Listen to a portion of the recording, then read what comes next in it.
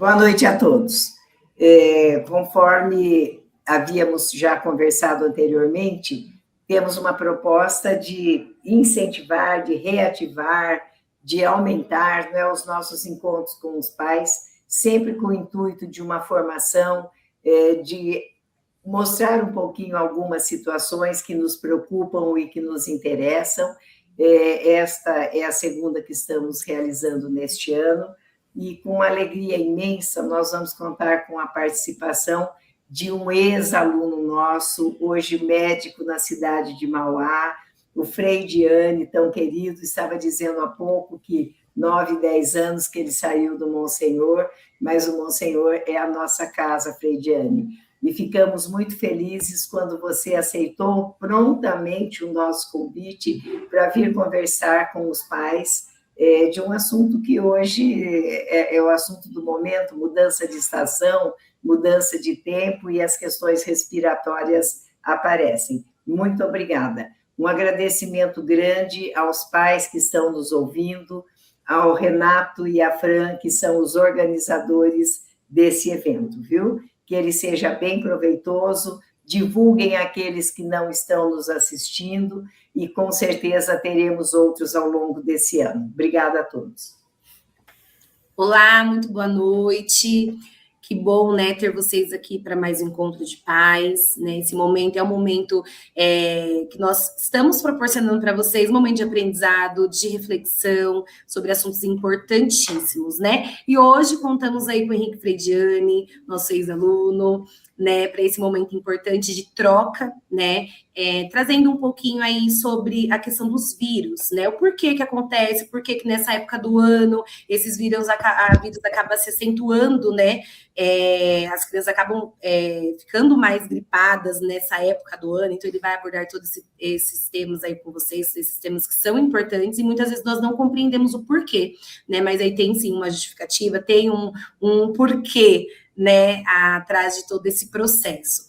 Então, sejam todos muito bem-vindos e aproveitem esse momento de live.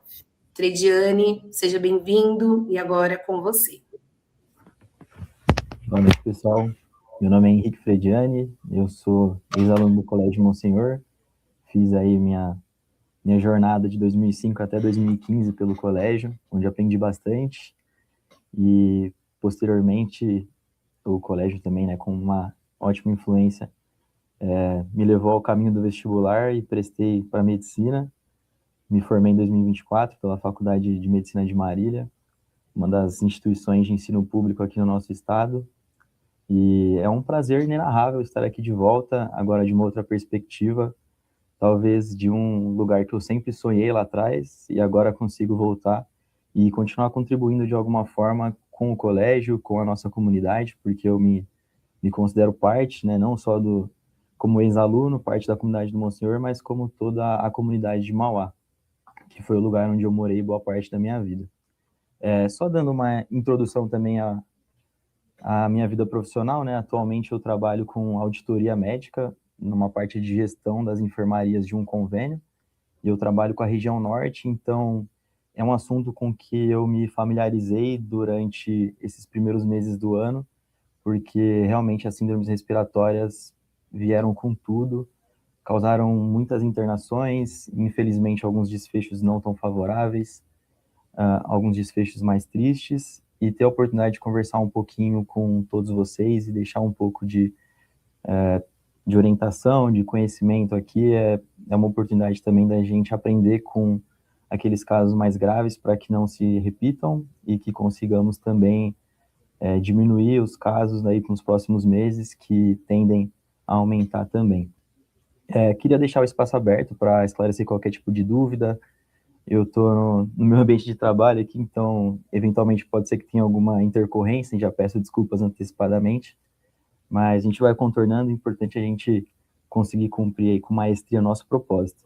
Eu vou projetar uma apresentação que é mais para nortear a nossa conversa, nada muito rígido, e espero abarcar todos os possíveis questionamentos que passam pela cabeça dos pais nesse momento, das pessoas da escola também, tanto o corpo de funcionários quanto os alunos, que a gente consiga realmente tirar um saldo positivo desse nosso encontro.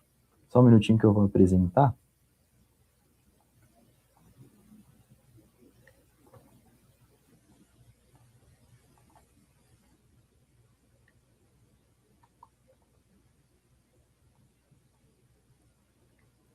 Então, pessoal, vamos começar aqui a nossa apresentação sobre o foco mesmo, né, a conscientização sobre as síndromes gripais, né? Por quê? Eu percebi alguns questionamentos, assim, nessa época de aumento de casos, referente a algumas dúvidas de se é uma nova pandemia, se é aquela pandemia de H1N1 que a gente viveu lá atrás, que agora pode ter retornado, se são casos novos, por que as vacinas anteriores não funcionam nesses novos casos, e outras dúvidas que acabaram surgindo no meio do caminho. Eu tentei compilar um pouco numa apresentação onde vou me atrever um pouquinho ali em alguns conhecimentos da medicina que eu acho pertinentes para que a gente entenda da melhor forma e assimile realmente, né, o porquê das coisas, não só replicar algumas informações que a gente acaba vendo por aí, para que a gente se convença e realmente comece a tomar ações mais orientadas, tá bom? Então, assim, o que é importante a gente entender? É gripe? É resfriado? Como que a gente diferencia? Tem outras doenças? Como que funciona isso, né? A gente reúne, né, na verdade, em um conjunto de sinais e sintomas que são semelhantes a várias doenças num conjunto chamado síndrome gripal. Então, por exemplo, dentro de um conjunto de síndrome gripal, a gente vai ter diferentes tipos de diagnósticos. Então, a gente vai ter os resfriados, a gente vai ter o Covid-19, né, a infecção respiratória pelo Covid-19, a gente vai ter rinite, sinusite, pneumonias virais, bacterianas, que todos têm esse início comum de manifestações clínicas que se assimilam, né? E como que a gente difere uma coisa da outra?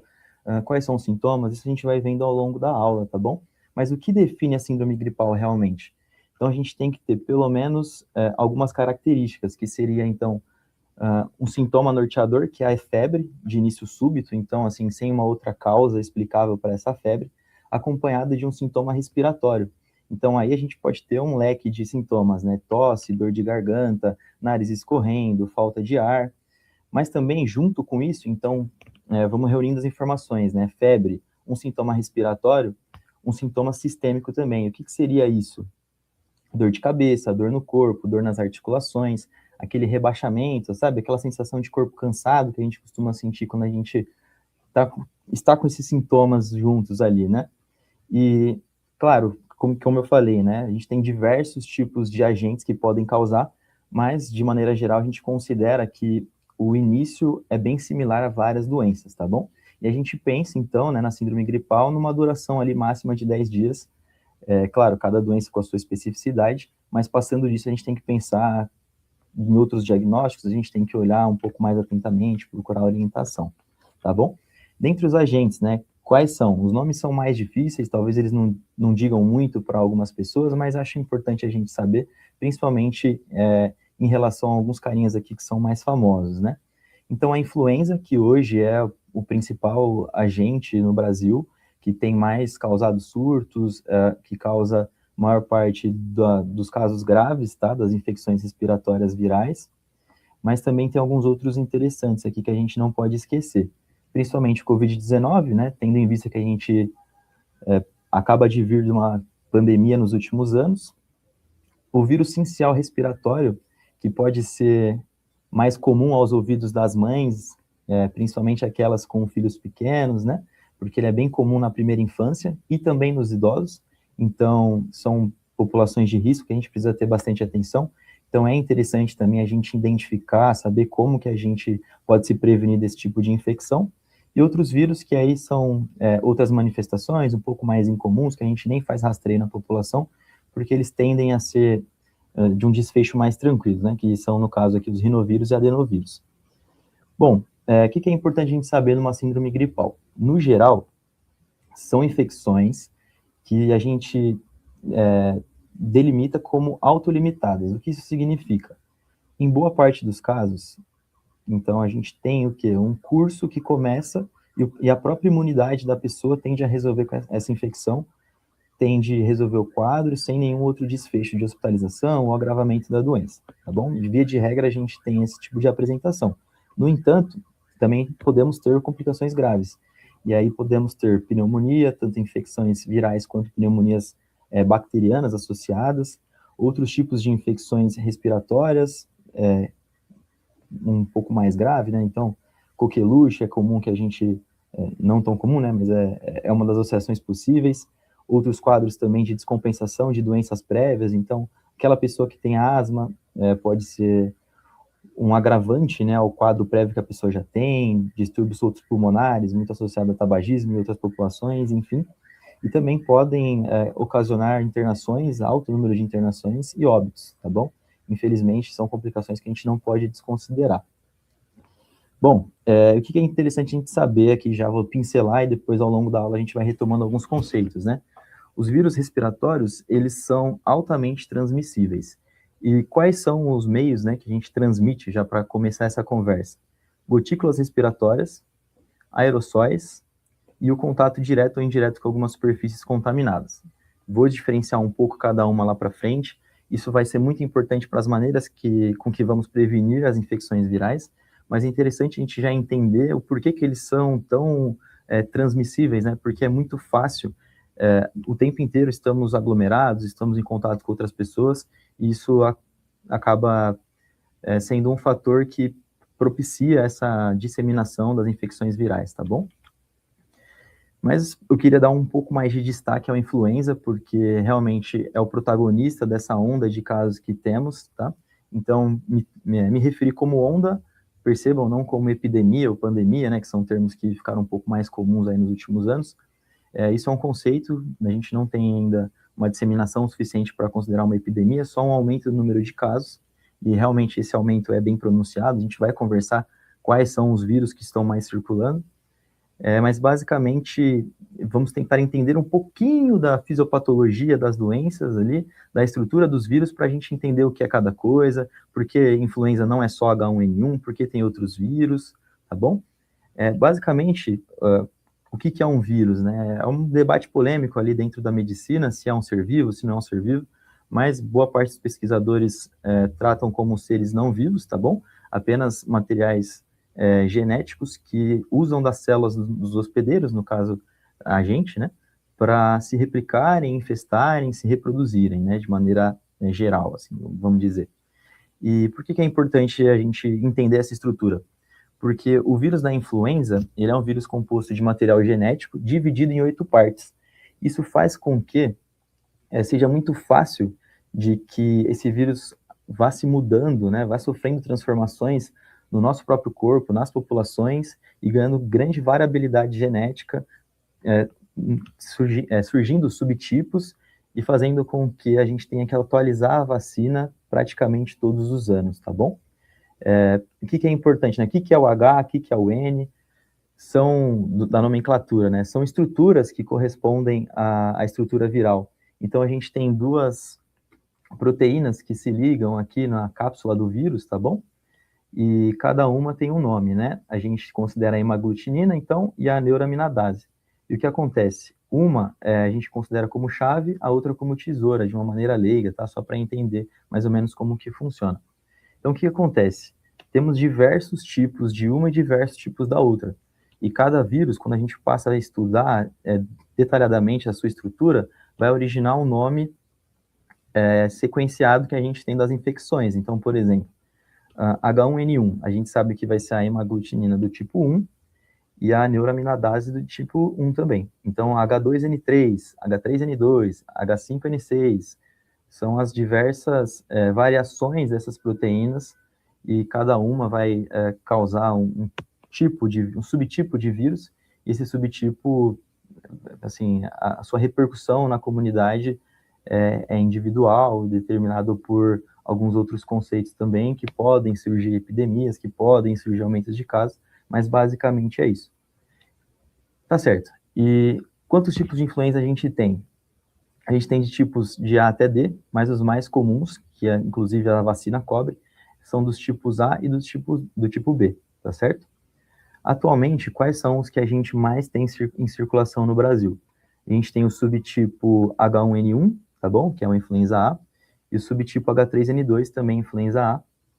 Especificamente, um carinha está sendo protagonista nessa nova onda de casos, que é o influenza A H3N2 subclado K. Eu sei que o nome é feio, né? A gente não precisa decorar isso, nem é o propósito da palestra, mas acho interessante essa informação porque talvez vejamos nos próximos passos, nos próximos capítulos aí, um aumento das informações acerca desse carinha, tá bom?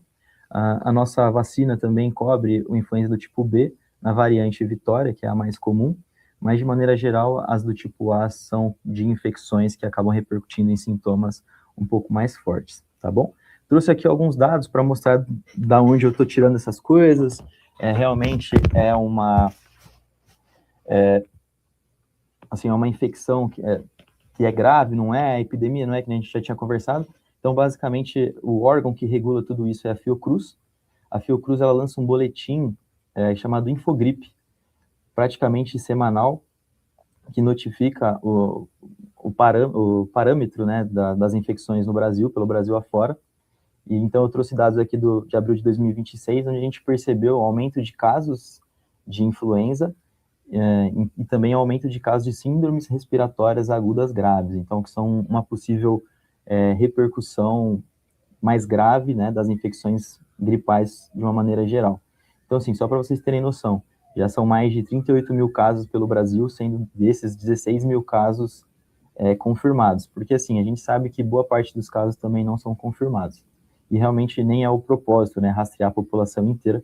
Isso a gente tem que ter na cabeça, porque a maior parte dos casos, como eu falei lá atrás, eles são autolimitados, tendem a se resolver sozinho, tá bom? Bom, e aqui também, né, eu trouxe um informe nacional epidemiológico da semana 15 de 2026, onde trouxe aqui os principais agentes circulantes, né? Então, influenza H1N1, que eu tinha dito, o H3N2, que é o principal, e o influenza B. Mas também a gente tem um aumento considerável nos casos de Covid e também do vírus sincicial respiratório. Esses aqui, o vírus sincicial respiratório, uma das maiores causas de internações nos nossos hospitais, e o H3N2 e H1N1, das principais afecções graves desses vírus, tá bom? Bom, então vamos lá. Uma coisa que a gente até já antecipou aqui, né, sobre a sazonalidade, né? Por que a gente tem incidência nesse período? A gente ainda tem chance de aumentar esses casos? Como que funciona? Basicamente, os vírus, eles seguem sim uma sazonalidade, né? Então, um aumento de casos em determinadas épocas do ano, mas basicamente no Brasil a gente pode ter a circulação desses vírus o ano inteiro, tá bom? Essa circulação ela é determinada por diversos fatores, mas principalmente por conta do clima. Então, mais no começo do ano, nas épocas chuvosas, na região norte do Brasil, que é uma das regiões com que eu trabalho, a gente tem um pico, né, de maior incidência dos casos, no período chuvoso, né? E esse pico ele vai se diluindo ao longo do ano pelo restante do Brasil, até chegar na região sul, ali em meados de junho, julho. Então, assim, a gente espera que os casos comecem ali, então, de maio até agosto, setembro, com maior incidência, tá bom? E até por isso, a vacina, a gente vai falar um pouco mais para frente, ela é antecipada ali para meados de março, abril, né, até maio, o finalzinho dela, para que a gente consiga cobrir o maior pico desses casos nas regiões mais populosas do Brasil, que são o sul e sudeste, a partir ali de junho e julho, tá bom? Mas que nem eu falei, a gente não pode se atrever a achar que essas infecções só acontecem no meio do ano, no inverno, no outono. Elas acontecem o ano inteiro, a gente tem que tomar cuidado o ano inteiro. Então vamos lá, algumas coisas interessantes da gente comentar também. Qual que é o grupo de risco, né? Quais são as populações que a gente tem que tomar mais cuidado? Então, crianças menores de 5 anos, idosos, gestantes e imunossuprimidos. Aí entra uma série de outras doenças, né? De outros tratamentos que acabam causando a imunossupressão, e também pacientes que tenham alguns problemas já prévios, né? Então, infecções pulmonares, igual a gente comentou, problemas cardíacos, como cardiopatas, neuropatas e outros tipos de comorbidades, tá bom? O interessante pensar também que a campanha de vacinação de 2026, ela abrange um pouco mais de populações, ela inclui crianças até 6 anos de idade, professores, trabalhadores da saúde institucionalizados, né? Por quê? são populações que trabalham boa parte do dia, né, boa parte das horas do dia, dentro de ambientes mais reclusos, com maior dificuldade de ventilação, com maior aglomeração de pessoas. Isso acaba tornando um grupo de risco também para a disseminação desse tipo de doença. Beleza, a gente conversou um pouco agora sobre os aspectos desse aumento de casos, né, desses possíveis surtos que surgiram nos últimos meses.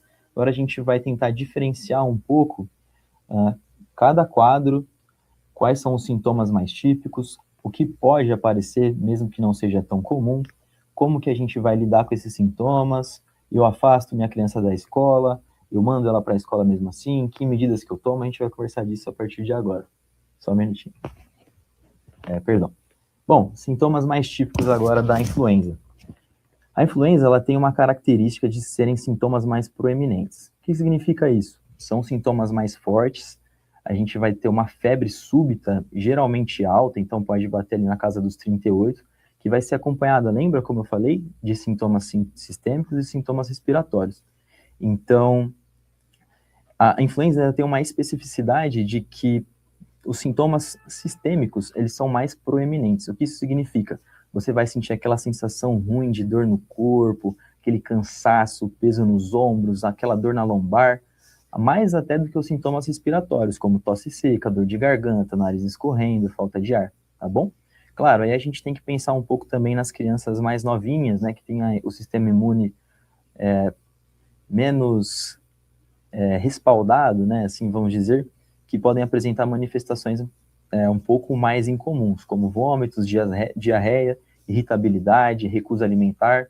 Todos esses são sintomas não tão comuns, né, na pessoa adulta, mas que acabam se manifestando como sinais de infecção, não especificamente da influenza, mas como um bom disparador pelo nível da infecção da influenza, né? É um quadro agudo, rápido, forte, com que o corpo tem que lidar muito rápido, e a gente vai conversar um pouquinho do porquê alguns casos se agravam, tá bom? E como que a gente diferencia esse quadro de influenza de outros quadros infecciosos? Então, assim, que nem eu falei, né? A influenza tem esse início mais agudo do que um resfriado comum, por exemplo, tem sintomas mais intensos, principalmente agora, onde a cobertura da vacina da Covid-19 chegou em boa parte das pessoas, e as outras infecções respiratórias também têm menor circulação e mais imunidade, né, no geral na população. Mas, assim, é claro que nem eu expliquei, a gente pode ter alguns sintomas em comum que nos confundem, e a gente tem que ficar de olho e procurar orientação médica na presença de alguns sinais de alarme que eu vou conversar aqui com vocês. Como que funciona, né, então, a infecção da influenza? Basicamente, o quadro é bastante rápido. Então, assim, a gente tem a contaminação pelo vírus, e o período de incubação é de 1 a 4 dias. A infecção geralmente se manifesta dentro de um período de 5, podendo até ser 7. Então, assim, passou muito desse período, a gente já tem que pensar em outras infecções conjuntas, e no começo, né, desse quadro abrupto, a gente já tem que pensar na influenza, porque tem algumas medidas que a gente pode fazer que podem ser bem efetivas na parte do tratamento que a gente vai falar lá na frente. Bom, dito tudo isso, né, no período de infecção, como que ocorre a transmissão desses vírus, né, pelo trato respiratório? A gente tem um período de janela infecciosa de um dia antes do início dos sintomas, até aproximadamente o 5º ou 7º dia, varia de fonte para fonte, mas é um período que a gente tem que pensar no próximo, né, pensar em se isolar um pouco mais, em controlar esses sintomas, tomar cuidado com as pessoas dentro de casa, com as superfícies que a gente tem contato, e teremos outras medidas para serem conversadas também. Mas, até frisei aqui, né, a infectividade do vírus é maior entre ali 3, 4 dias, só que é um quadro que realmente começa ali 1, 2 dias, você já sabe, putz, esse paciente tem que ter um pouco mais de atenção, esse paciente aqui pode ter o resto do seu tratamento em casa, tá bom? Isso é um pouco do resumo do que eu já falei agora. E tem uma coisa interessante também, né, que são sintomas residuais. Então, por exemplo, é muito comum você encontrar no consultório alguns pacientes que ficam com tosse, uma dor no corpo, até 14 dias dos sintomas, tá bom? É claro, que nem eu falei, quadros mais arrastados, eles levam a gente a pensar em situações de co-infecção, né? Então, assim, era uma influenza, mas aí teve um outro vírus que entrou junto, agravou um pouco o quadro, ou então uma pneumonia viral, uma pneumonia bacteriana, enfim, são casos que a gente tem que pensar também em procurar atendimento. Claro, a orientação aqui não é para que a gente se autodiagnostique, mas sim para que a gente saiba quando procurar os médicos, quando não procurar, tá bom? Então aqui, o quadro clínico das principais infecções, né, a gente tem do resfriado comum. É importante salientar que cada vírus tem uma preferência. Então, assim, se você for pegar boa parte dos casos, você percebe que a maior parte dos pacientes apresentam esses sintomas, embora, que nem eu expliquei, né, o começo seja bem comum para todos, e a gente pode diferenciar um pouco. Resfriado comum, por exemplo, principalmente nos casos de rinovírus e adenovírus, eles têm uma predileção por sintomas de via aérea superior. Então, aquele quadro da criança que vai desenvolver aquela coriza e começar a espirrar, o nariz fica entupido, começa a escorrer um pouquinho, aí nem sempre tem febre, tem aquela sensação de, acho que estou com febre. É muito comum que os pacientes nos relatem, né, uma sensação de corpo mais quente, uma moleza, febre interna. É mais comum num quadro de resfriado, mas que em cerca de um dia já acaba sendo resolvido. Tá, e aqui eu até coloco, o resfriado comum tem o estado geral preservado, porque na influenza, que nem eu expliquei, a gente tem, além do início súbito, uma febre mais alta, uma dor no corpo, a gente tem uma degradação muito rápida dos sintomas, assim. O estado geral, ele vai piorando muito nos primeiros 2, 3 dias, que é ali a hora da gente avaliar uma intervenção médica mais efetiva, tá bom? Covid-19, qual a particularidade que ele tem, né? Como todo mundo lembra, na época da pandemia, você pode cursar ali com a perda do olfato, a perda do paladar, mas também pode ter um quadro de falta de ar, né? Embora hoje seja um pouco mais brando, e alguns outros sintomas similares a todas as doenças, né? Então, dor de garganta, nariz escorrendo, uma tosse discreta, tá bom? Já o vírus sincicial respiratório, por exemplo, ele é mais específico nas duas populações que eu citei anteriormente, né? Então, tanto nas crianças quanto nos idosos, e ele acaba pegando vias respiratórias mais inferiores, então ele cursa com um pouco mais de catarro no pulmão, aquela sensação de peito cheio, até o peito chiando, né? Mais comum nas crianças que têm bronquite, asma, mas pode cursar na população em geral também.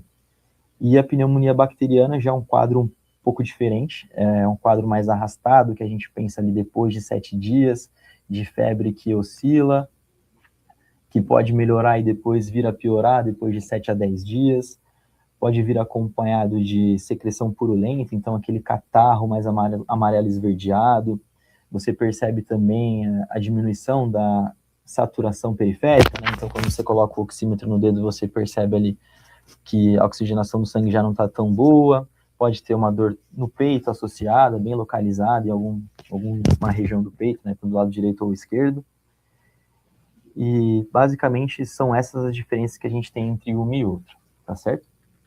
Se alguém tiver alguma dúvida, né, só, claro, pode me interromper à vontade aqui, o professor Renato também, que está no suporte. E basicamente são essas diferenças. Oi, doutor Henrique, tudo bem? Tudo bem? Vamos lá. Não chegou nenhuma pergunta ainda no chat, né? Mas acho que fica claro aqui que não é muito fácil diferenciar as síndromes, né? Então, para a mãe que estamos assistindo, tudo, aqui acho que ficou muito claro que quando é Covid, é uma influenza, na verdade é alguma coisa mais abrupta, mais rápida e mais intensa, né? Acho que essa é a mensagem que fica. Mas que tem sintomas muito semelhantes, então acho que a dúvida é um pouco natural, né? Eu lembro que quando, não sei se o senhor contou comigo, quando eu era criança, a gente espirrava, a gente tossia, a gente só vinha na cabeça gripe. A gente nem ligava muito, né? Eu tô com gripe. Hoje a gente tosse, a gente espirra, a gente fala, meu Deus, será que é Covid? Meu Deus, será que é influenza? Hoje passa para a gente uma probabilidade maior, né? Hoje a gente tem medo de tossir e espirrar que a gente não tinha uns anos atrás. Então, acho que aqui clareou, espero que quem está assistindo também tenha clareado, mas se vê que não é muito fácil realmente de diferenciar, não é isso? Não é simples. Tem realmente sintomas muito parecidos, não é? Perfeito, perfeito. Realmente, assim, acho que a nossa preocupação com o quadro respiratório no geral passou a ser maior, né, a partir da pandemia, e até que, inclusive, a gente começou a banalizar algumas coisas, né, ou tudo virou Covid, ou então tudo vira gripe em determinados momentos, e não é assim que funciona, né, a gente tem que pensar que boa parte dos casos, os sintomas são tão brandos que a gente pega uma infecçãozinha e a gente nem repara, né, mas a gente também não pode pegar e banalizar como todo resfriado sendo gripe, porque a gente tira um pouco da necessidade de procurar o atendimento quando for realmente um caso de gripe, e para isso eu trouxe até uma regra prática para orientar os pais, que eu acho que é bastante interessante. Então, assim, isso que é importante aqui, né? Vai ser o seu próximo passo, assim, o que fazer, né? Perfeito. Eu sei que esse começo é um pouco mais maçante, mas eu quis Não, dar tá ótimo. É aquele... esclarecedor, pelo menos para mim que sou leigo, essa parte de diferenciar, eu prestei mais atenção ainda. É isso que eu falei, acho que é muito interessante a gente tentar saber, pelo menos, quando que é uma Covid, quando que é uma influenza ou quando que é uma gripe mesmo. Né? Essa que é a dificuldade. Perfeito. Hoje em dia a gente tem, na verdade, uma dificuldade até no diagnóstico, porque assim, você vai a um pronto-socorro, com exceção do Covid, que ficou um pouco mais popular, né?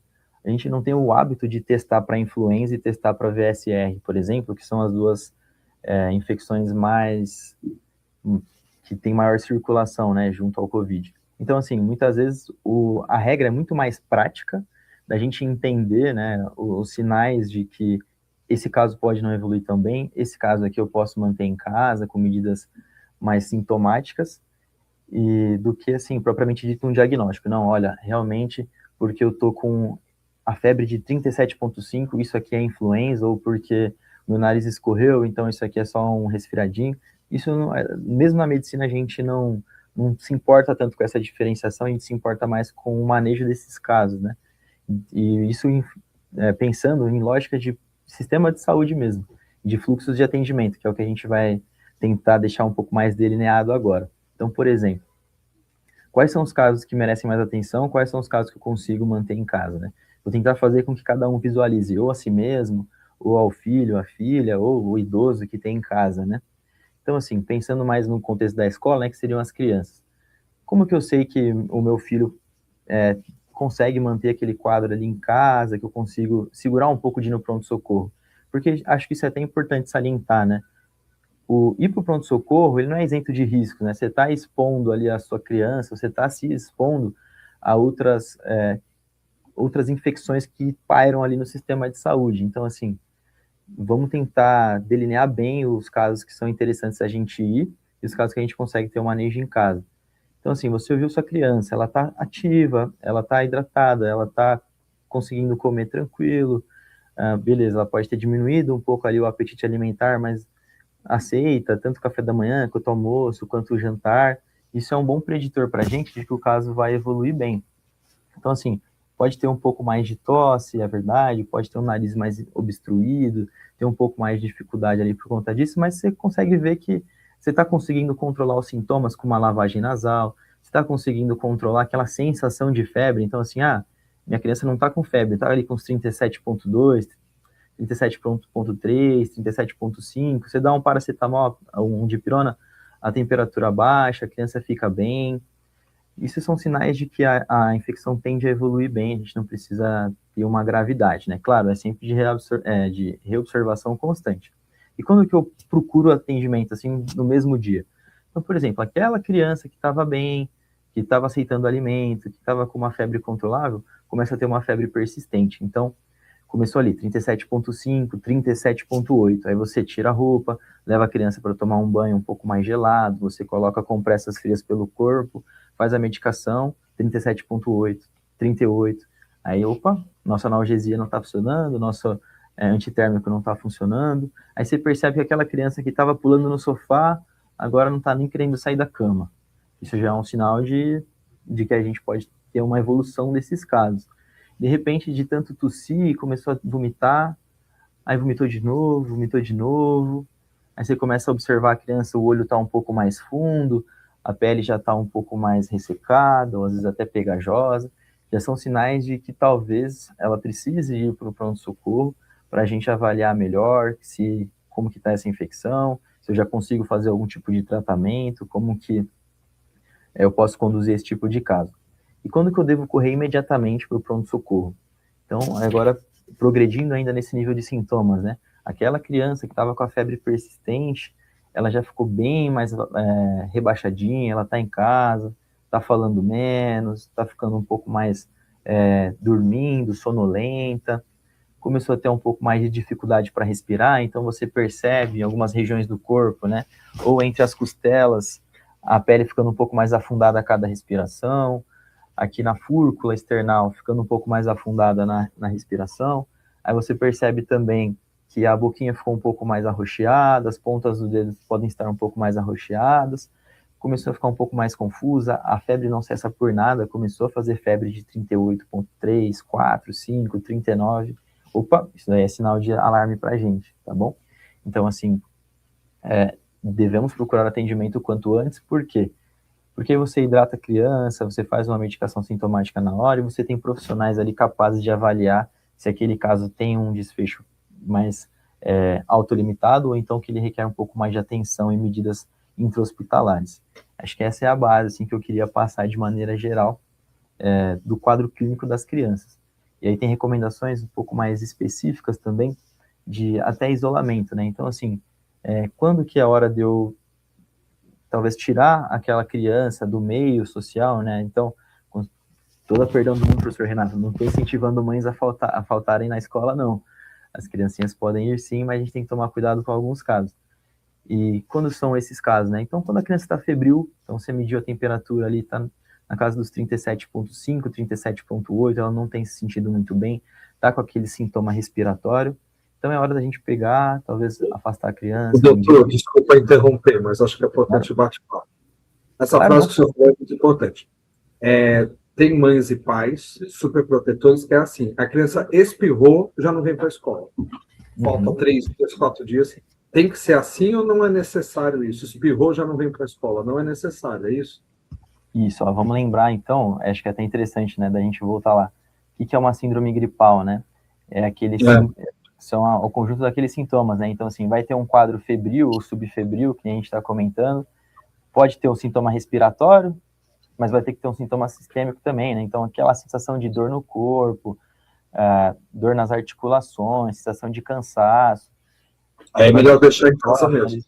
Aí sim, mas um espirro pode ser diversas coisas, né? Pode ser um alérgeno ali que a criança teve no dia a dia, pode ser o dia que a umidade está um pouco mais baixa, que a poluição está um pouco mais evidente. Então, assim, não é necessário a gente criar alarme nesse momento, nem nos próximos capítulos. A gente tem que ter bem essa ponderação. A criança doente é aquela criança que vai realmente parar com a atividade dela, vai parar de brincar, vai estar tossindo, os sintomas vão estar prejudicando aquela interação social dela, aquelas atividades diárias da vida dela. Essas são as crianças que a gente tem que realmente se preocupar. E assim, você pode falar melhor que eu, né? Você tem contato com os pais, eventualmente, se surgirem casos assim, o senhor pode ir comentando aqui na aula, tranquilo, para a gente discutir e debater. Às vezes uma superproteção de você ver que crianças que faltam muito na escola e acabam tendo até um prejuízo na aprendizagem, porque está sempre gripadinho, mas já emenda a semana inteira, tossindo, espirrou, uma gripezinha falta-se demais. E você não falou isso, né? Eu parei com isso, você não precisa incentivar a faltar, né? Então, tem que ser esse bom senso, né? Porque espirrou, já precisa também faltar, né? Realmente, às vezes pode ser uma simples gripe. Agora, realmente, se já tem febre, dor no corpo, aí realmente é melhor manter em casa e realmente é recomendável não enviar à escola, né? Exato, até porque, assim, o sintoma respiratório isolado, que nem a gente comentou, às vezes pode ser uma sinusite, uma rinite, um quadro mais brando que vai se resolver sozinho dentro de um dia, 2, que a gente costuma nem perceber que a gente se infectou, né? Pode ser mais nesse sentido mesmo. É interessante essa colocação, né? Até porque é uma fase de que a criança também, de certo modo, tem que se expor, né? Assim, a gente não pode sempre proteger, deixar numa bolha, né? Faz parte dentro de certo bom senso e certos limites a criança se desenvolver, né? Enquanto sistema humano de saúde e sistema imune, assim também. E tem algumas outras coisas interessantes também que advém disso, né? Que é a partir de quando a gente realmente precisa afastar, quais são as medidas de prevenção que a gente precisa ter, e talvez elas sejam até mais importantes do que pensar no quadro clínico, ficar super direcionado naquela coisa, não, se tiver esse sintoma, eu já vou tirar da escola. Não, calma, vamos avaliar melhor ali. E tem outro preditor importante, né, que nem a gente comentou, os vírus têm uma alta transmissão. Então, assim, Tá todo mundo bem em casa, que só deu um espirro, bom senso, talvez. Aí tem 2, 3 pessoas em casa, o irmão mais velho tá doente, o irmão mais novo tá espirrando, a criança começou a desenvolver aqueles sintomas, aí você presta um pouco mais de atenção também. Isso é interessante. E dentro de casa também a gente tem coisas que a gente pode fazer para proteger, né? Então, um filho do outro, às vezes o filho dos pais e mães idosos que estão ali também, e vice-versa, né? Ou de nós adultos que trabalhamos, estamos expostos ali a, muitas vezes, transporte público, ambientes de trabalho aglomerados, que é o foco daqui para frente. Só um minutinho que eu confundi as telas aqui. Que seriam, então, as medidas de prevenção. E mais importante ainda do que até prevenir, como a principal medida, é a imunização. Eu não sei como que está esse movimento dentro da escola, né? A gente sabe que, enquanto médico, existiu uma diminuição da adesão às campanhas vacinais, né? Nos últimos anos, até por isso se atribui um pouco a circulação de novos vírus, né? No Brasil. E, de qualquer maneira, a imunização ainda é a principal medida preventiva contra a influenza, né? E como que funciona a nossa vacina? Ela é uma vacina tríplice, então a gente tem trivalente, que protege contra as 3 cepas que a gente falou até aqui, né? Que é o H1N1, aí nessa variante mais específica, que é o PDM09, o influenza H3N2, e hoje em dia, né, atualmente, a gente tem um subtipo com maior circulação, que é o que protege, que é o subclado K, e a influenza B, na variante Vitória. Essas 3 estão na composição da vacina. Em alguns casos, a gente tem na rede privada a vacina tetravalente, mas assim, aqui não é tão comum ainda. Essa trivalente é o recomendado pelo Ministério da Saúde, é o que a gente se pauta. E só para defender, né, esse lado da vacina, lembrando que a vacinação acontece na campanha desde o dia 28 de março, vai até o dia, eu acho que eu coloquei 30 de maio, mas se eu não me engano é dia 3 de maio. Mas geralmente eles acabam postergando também, estendendo a campanha para atingir a meta, tá, de 90% do público-alvo. Então, assim, nos próximos dias aí, até a entrada do novo mês, procurar as UBSs, procurar os postos de vacinação, porque é super importante que a gente faça esse controle. E aí, uma coisa interessante, né? Muita gente tem aquela ideia de que eu tomei a vacina, fiquei doente, a vacina me passou gripe, né? E realmente não é assim que funciona. A vacina, ela desperta uma resposta imune, que na verdade esse é o objetivo dela. Então você pode manifestar alguns sintomas, mas a gente vai criar a imunidade posteriormente para possíveis contatos que a gente tenha nas próximas semanas e próximos meses. E por que eu falei semanas, né, e não dias? Porque a vacina demora mais ou menos uns 15 dias para fazer efeito. Então, por exemplo, eu tomei a vacina, tive contato com alguém sabidamente influenza positivo nos próximos dias, tenho que redobrar minha atenção, porque eu também posso desenvolver, mesmo com a vacina, sintomas um pouco mais enérgicos, tá certo? E em relação às medidas de prevenção, eu queria retomar aqui como que aconteciam as transmissões do vírus, para a gente entender como que a gente combate esse mecanismo de transmissão. Então, basicamente, a gente tem a transmissão por gotículas, que são algumas partículas de saliva e fluidos corporais, né, principalmente de trato respiratório, que são um pouco maiores, e por elas serem maiores, mais pesadas, elas com a própria gravidade, né, depois a gente espirrar, falar, suar o nariz, elas acabam caindo em superfícies ali dentro de um raio de 1, 2 metros. Isso é interessante para a gente lembrar lá da época do Covid, né, onde tinha aquelas separações nas filas e tudo mais.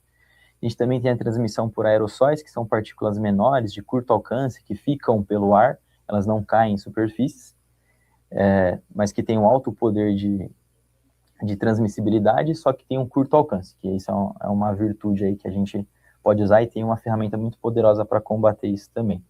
E também a gente tem a transmissão por contato, né? Então, por exemplo, espirrei, fui lá e coloquei a mão no computador na escola, no tablet, aí vem outro aluno, foi lá e pegou, ou então na mesa, no corrimão. É um mecanismo interessante também, porque tem algumas medidas que a gente pode tomar cuidado para que evite esse mecanismo. E quais são elas, né? Ações práticas: higiene das mãos, o tempo inteiro higienizando. Etiqueta respiratória, então assim, na hora de tossir, se eu tiver um sintoma, um espirro, lembrar de cobrir o nariz e a boca, então com um papel, com um lenço, dentro da roupa, não tem problema. O importante é você lembrar de cobrir, tentar evitar, né, de fazer isso no meio de muitas pessoas, e caso aconteça também, lembrar sempre de higienizar a mão depois, tá? o uso de máscaras, né? Por que o uso de máscara é importante? Porque ele combate exatamente aquela associação com a transmissão por aerossóis, né? O fato de uma pessoa possivelmente doente usar a máscara faz com que diminua a transmissão dessas gotículas de fluidos respiratórios aí que podem ser muito contaminantes. Outras coisas importantes, essas aqui são extremamente importantes. Ventilação dos ambientes. Por quê? Porque você acaba fazendo... Desculpa interromper. Claro. Como a gente falou de máscara, vale aqui uma orientação para quem está nos assistindo. Tem criança que opta por usar a máscara na escola quando tem mais casos. Então, se tem uma sala, por exemplo, que tem mais casos ali, a criança começa a vir de máscara. O importante é a orientação às crianças de usar a máscara corretamente. Então, assim, ou usa ou não usa. Então, a primeira coisa, porque tem criança que, assim, passa metade da tarde sem máscara e metade da tarde com máscara. Então, aí não adianta nada, né? O vírus já entrou. Então, assim, ou usa, mas sabe, com o nariz para fora, só usa aqui embaixo. Então, essa conscientização dos pais que estão nos assistindo é que é importante, né? Se optar pela máscara, é um ótimo caminho de prevenção, como foi citado aqui. Mas de orientar as crianças, então, de usar a máscara o tempo todo, inclusive fazer a troca da máscara, né? Uhum. E cubra realmente toda a parte de nariz e boca. Porque muitas vezes eles usam, mas é ineficaz. Isso se vê muito na escola, tá? O uso incorreto da máscara. Perfeito, perfeito.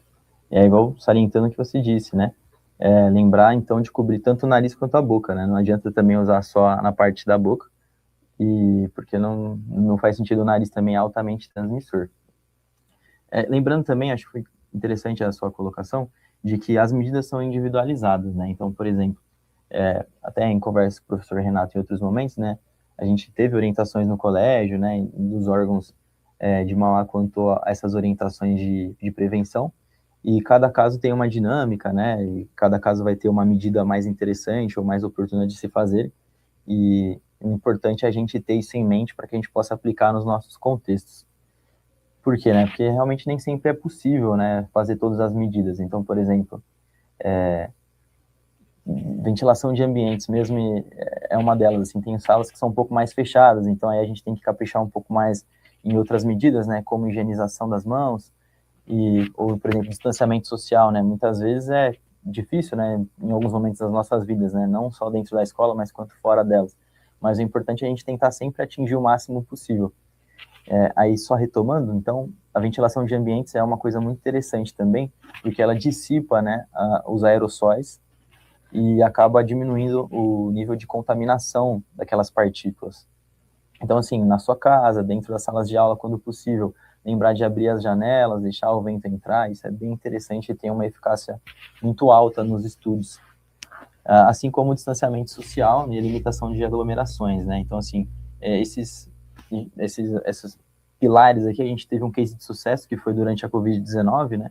Claro, num ambiente totalmente atípico, onde toda a nossa estrutura social foi remodelada, né, para que a gente respeitasse esse mecanismo de prevenção.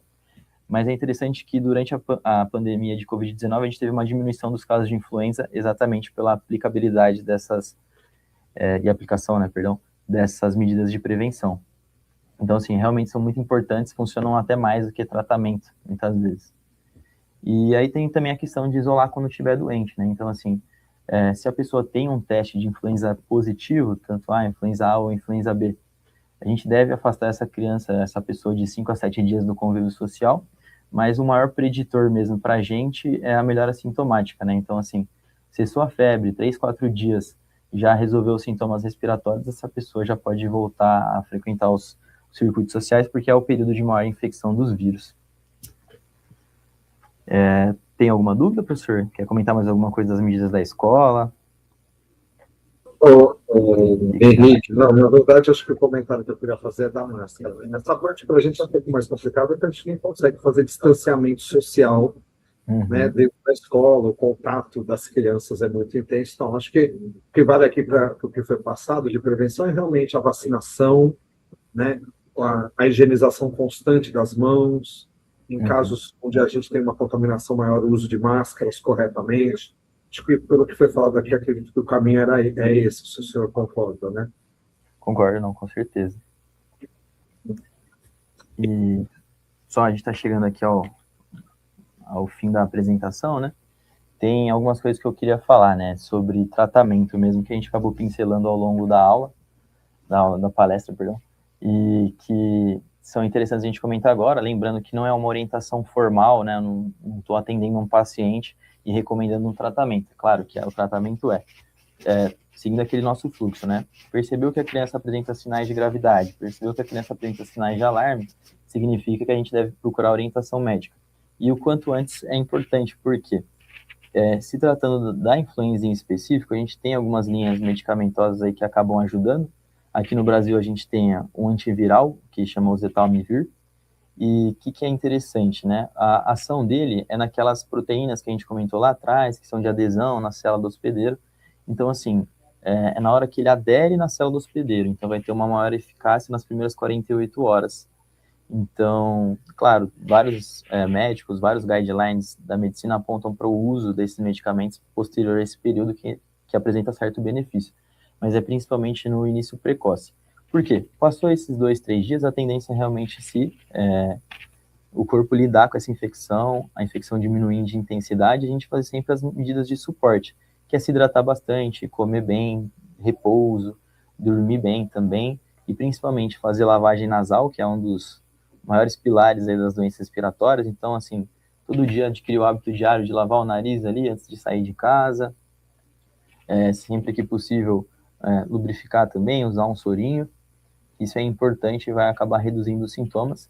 E também aquelas medidas antitérmicas, né? Então, paracetamol, dipirona, o ibuprofeno, muitas vezes, que o médico da família acaba recomendando, o pediatra acaba recomendando.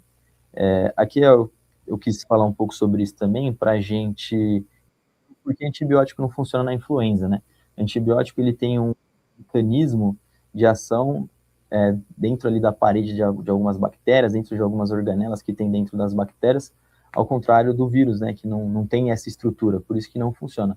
O antibiótico ele só é recomendado nesses casos quando tiver uma co-infecção por bactérias aí constatada pelo médico. Então, assim, a maior parte do tratamento da influenza são medidas básicas, que é mais sobre um estilo de vida melhor e medicações bem pontuais do que alguma coisa mágica, né? Mas, assim, lembrar que em sintomas graves, quanto antes procurar o médico, melhor. E caso você tenha exposição a pessoas com influenza positivo, também ganha importância fazer esse tratamento com esse remédio. Aí seria interessante, principalmente as populações de risco, né, que a gente mencionou aqui. Então, crianças menores de 6 anos, gestantes ou puérperas, imunossuprimidos, ou pessoas com outras comorbidades, pneumopatias, cardiopatias, neuropatias, procurarem atendimento quanto antes. E por que alguns casos, né, infelizmente, têm um desfecho um pouco pior?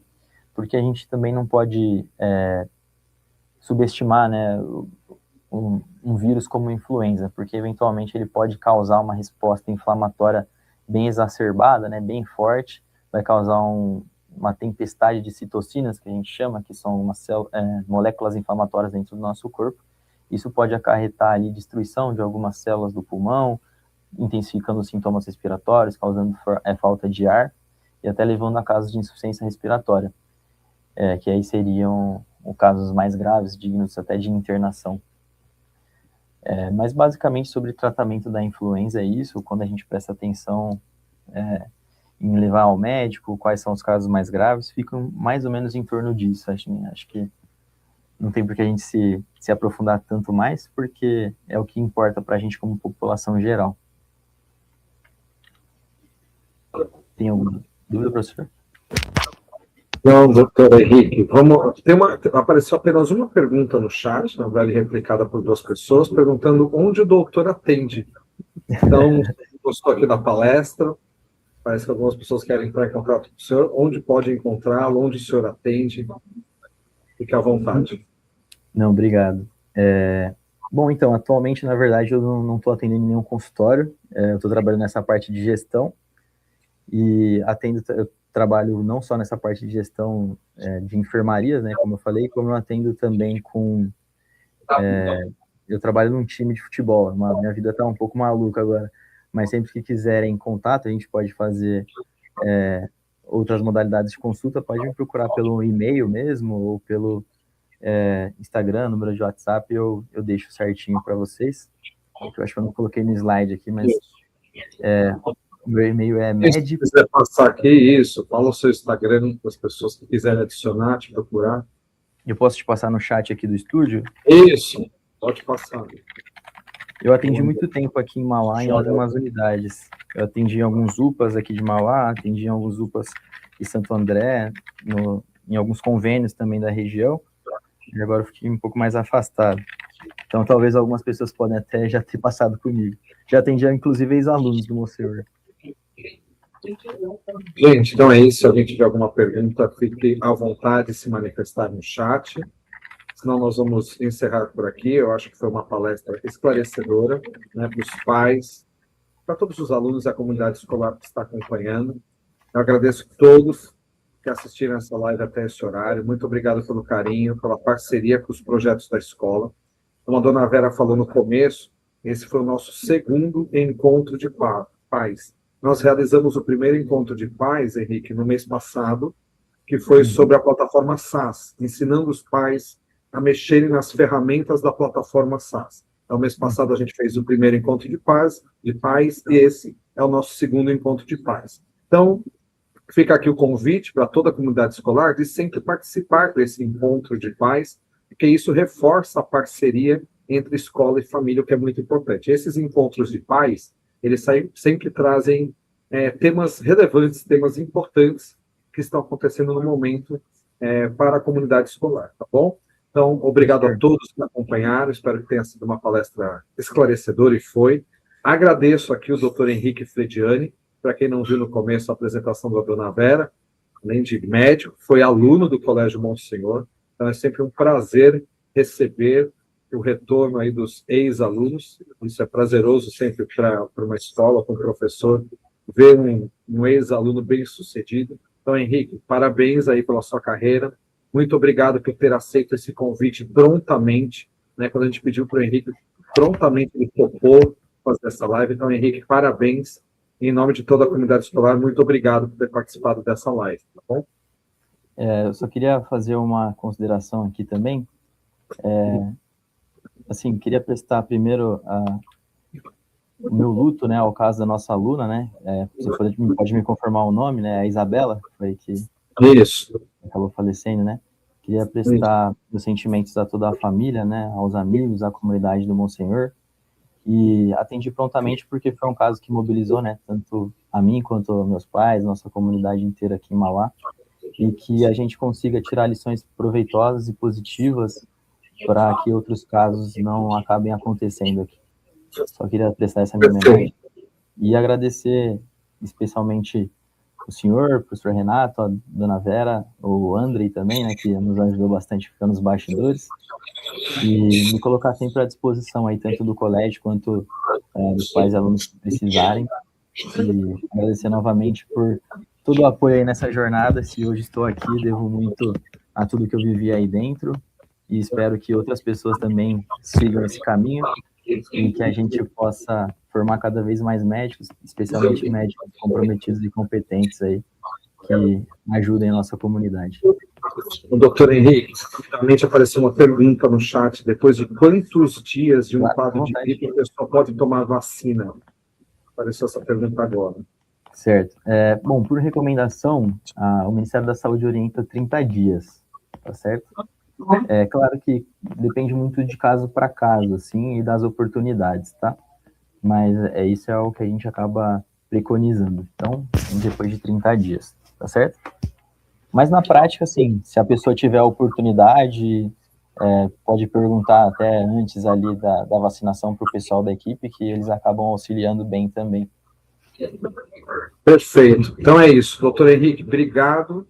Parabéns, apareça no colégio, venha nos visitar, muito obrigado. E obrigado a todos que acompanharam essa live, como eu falei, espero que tenha sido proveitosa, e espero encontrá-los aqui no terceiro encontro de pais, porque é uma ideia da escola sempre manter essas lives e manter esse encontro de pais, para a gente sempre tratar de temas importantes e reforçar os nossos laços com a comunidade escolar, tá bom? Sempre trazendo temas relevantes, tá bom? Obrigado, doutor, obrigado a todos, uma boa noite, fiquem com Deus. Tchau, gente. Boa noite. Tchau, gente. Obrigado. Viu? Tchau. Obrigado, doutor. Tchau, tchau, gente. Boa noite.